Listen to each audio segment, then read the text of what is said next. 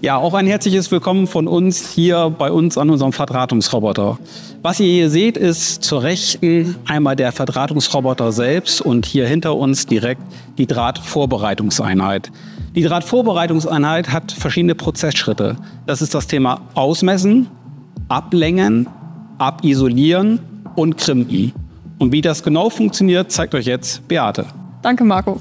Dann gehen wir erstmal nach hinten und schauen uns an, wo kommen die Drähte überhaupt in die Drahtvorbereitung rein.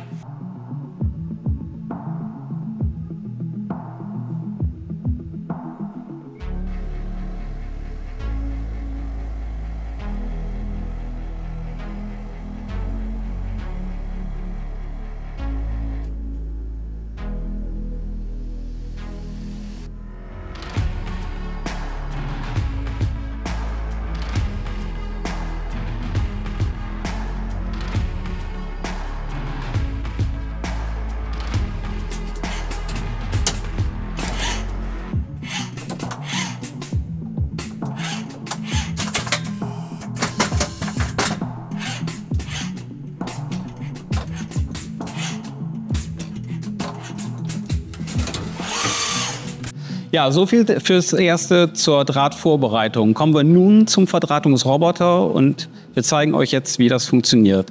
Einmal die Vorstellung des Verdrahtungsroboters. Wir haben hier vorne das Operator Panel, also das Ding, mit dem der Werker dann interagiert mit dem Roboter. Im Hintergrund sehen wir den Roboterkopf, wie er gerade versucht, den Draht zu greifen, der herausgefördert wurde. Gleich daneben hinter mir die Toolchanger-Station, also der Werkzeugwechsel.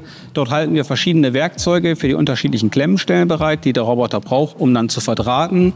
Und schlussendlich hier das Werkstück aufgespannt auf einem Gestell. Das Werkstück beinhaltet dann die unterschiedlichen Hutschienen, bestückt mit unseren Produkten, aber natürlich auch mit weiteren Produkten. Und wie der gesamte Prozess jetzt genau funktioniert, das erzählt euch wieder Beate. Danke, Marco. Und wir schauen uns erstmal, bevor die Verdrahtung starten kann, an, sind die Komponenten überhaupt an der richtigen Stelle. Dafür haben wir Kameratechnik. Und das schauen wir uns als erstes im Detail an.